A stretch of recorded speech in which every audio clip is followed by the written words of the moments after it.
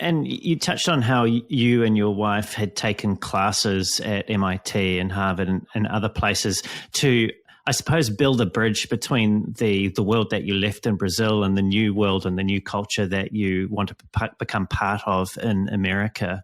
And that's something that those types of behaviors, learning the language, going to the institutions of the country are quite well reflected across the world with migrant communities or migrant people coming to that new culture.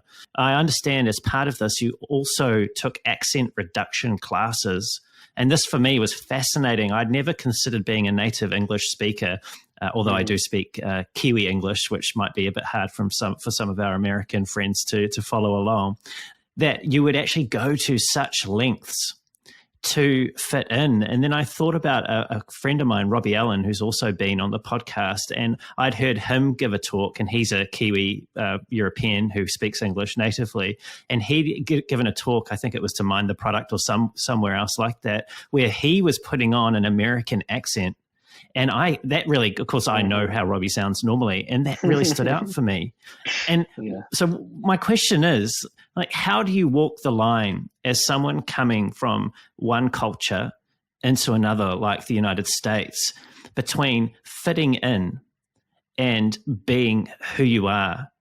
How far do you go to meet the dominant culture where it is? And how far should you expect the people within that culture to come to you?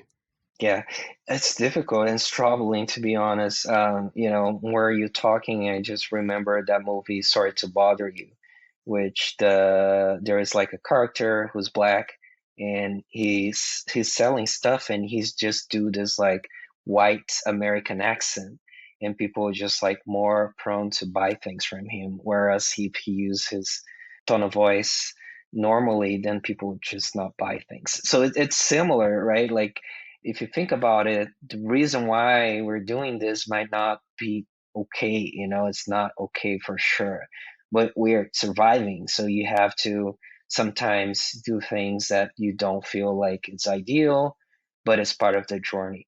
So to me, I took it in a way that to me was not like, I don't want to lose my personality or my background.